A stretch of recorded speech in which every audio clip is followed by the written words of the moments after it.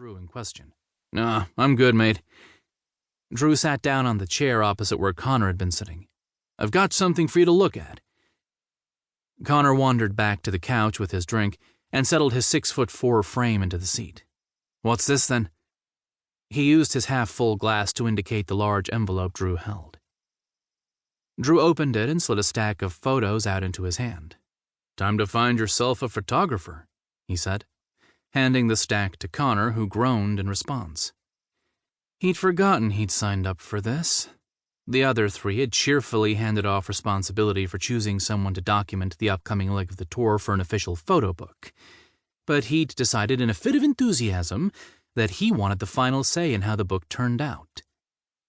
He put his glass down on the coffee table and began looking through the glossy photos which proved to be printouts from the portfolios of the industry's most respected music photographers. After a few minutes, they all seemed to blend into each other. Bright lights, screaming fans, various famous musicians crashing out on tour buses between shows. Disillusioned with the whole endeavor, he tossed the photos on the table, half of them sliding off the other side and landing on the floor. "No one's really standing out to me.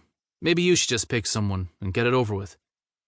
Drew scrubbed his hand over his face. "Come on, Connor. I know this whole thing was the record label's idea, but you asked for creative control, so you need to put some effort into it. This guy will be with you for 3 months, so he has to fit well creatively and personally. It has to be someone you like, or can at least tolerate for that long. Otherwise, you'll end up scaring him off with that scowl of yours." He pointed at Connor. "Just like the one you've got on your face now. The label won't be happy if the photographer leaves halfway through the tour since they're investing a lot of money in promoting this book." Connor grumbled to himself, but Drew was right. If he wanted the finished product to reflect his vision, he had to put the effort in. After all, the band was at the pinnacle of success, and the label had convinced them that a photo book of their latest sellout stadium tour was the best way to celebrate. If only he felt more like celebrating. Unfortunately, he'd been struggling to feel enthusiastic about much of anything to do with the tour, let alone picking a photographer to take endless shots of the band on stage singing their greatest hits to hordes of screaming fans. He glanced over at the scattered photos, then groaned and reached instead for the glossy magazine that was the only other thing on the table, and began flipping through it. He'd look at the photos again later. Hopefully his interest would return by then.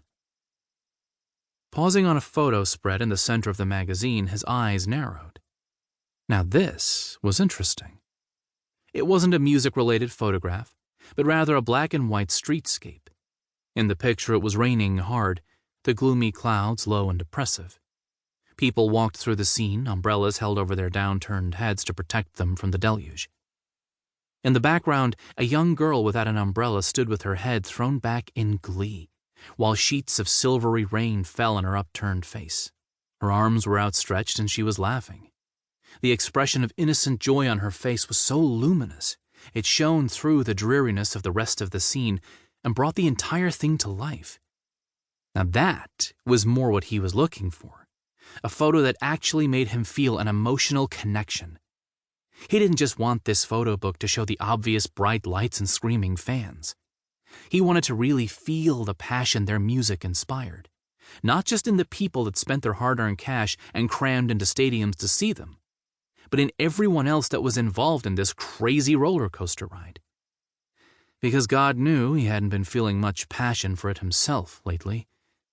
If he could find someone to capture those emotions on camera, it might help him rediscover that sense of connection and shared experience that playing live music always used to give him.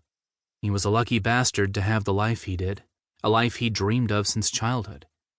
But lately he'd been struggling to regain the feeling of purpose he'd always had. Maybe seeing his life through this person's lens, he'd start appreciating what he had again. The photo certainly spoke to him in a way none of the others had. He stood and tossed the magazine on Drew's lap. "I want this one," he said. "She says she's not interested," Drew announced when he came back from making the call. "Everyone's interested. This book's a career maker." Connor frowned, unsure if he was more annoyed or impressed that the photographer had knocked them back. "What did she say exactly?"